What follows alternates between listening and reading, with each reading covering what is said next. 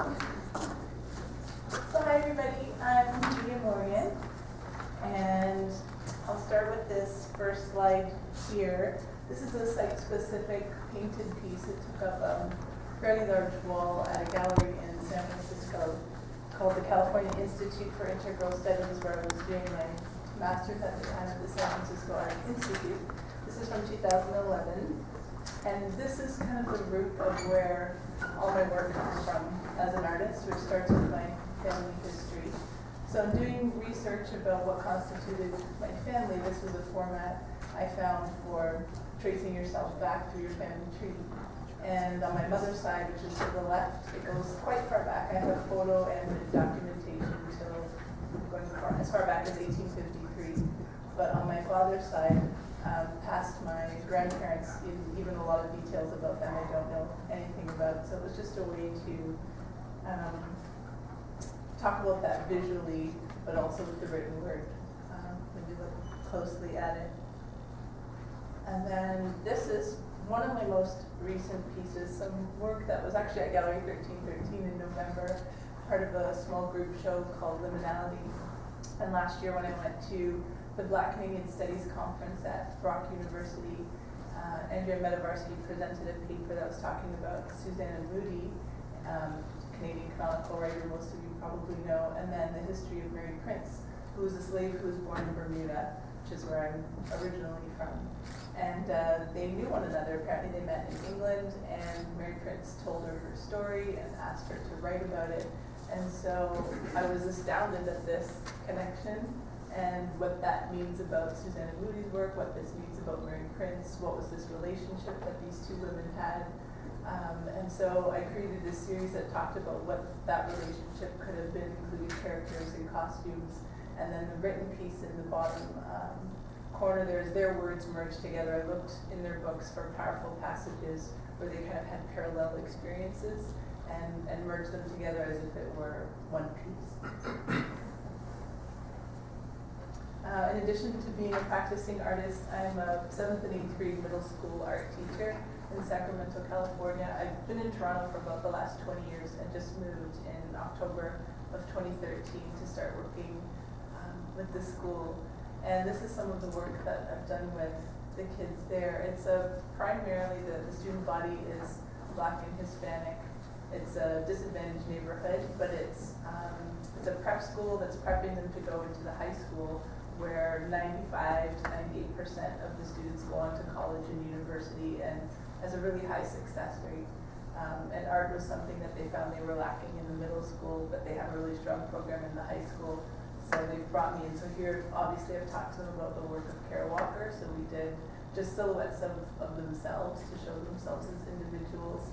And then for an anti-bullying campaign, we did this idea where they came up with slogans. Just trying to create some love within the community. It doesn't take very much for the kids to start fighting verbally and physically in the classroom. And this was a way I wanted to help bring them together with their own slogans using photography. So of course we talked about a lot of the artists who inspired these works. This is some work also from 2011, again going back to my family history.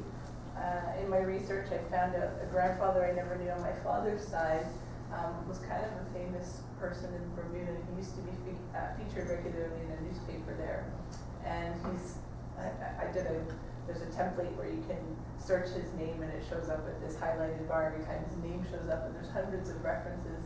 And in all these pictures, he's this smiling, completely accessible man.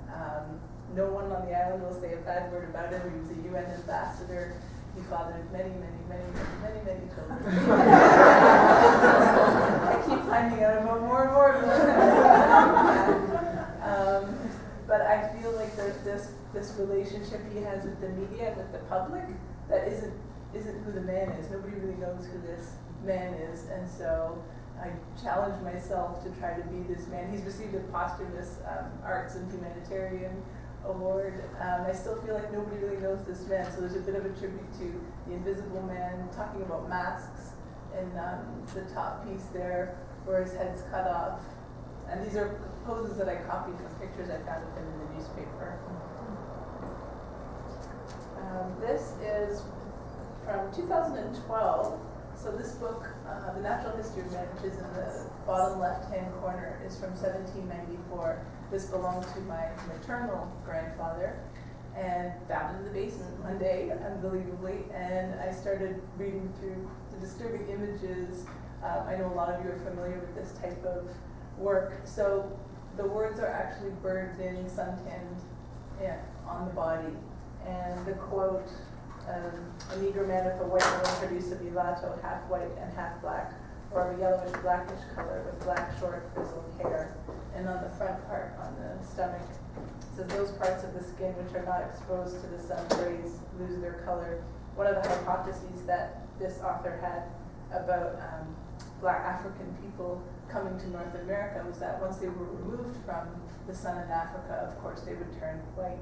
And a lot of the things that are said in this book are just completely incredulous. It's ongoing work. I keep working with this book because I just will never run out of material to make from that. And so I will just wrap up with the last slide here.